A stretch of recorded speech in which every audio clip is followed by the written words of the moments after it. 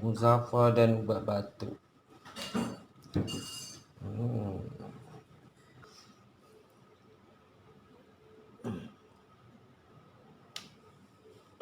Sedut ni lagi.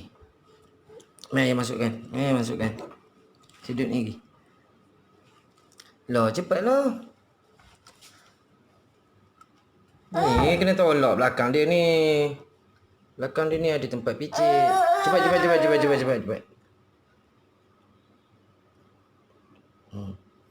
Jangan bagi tumpah. Tengok.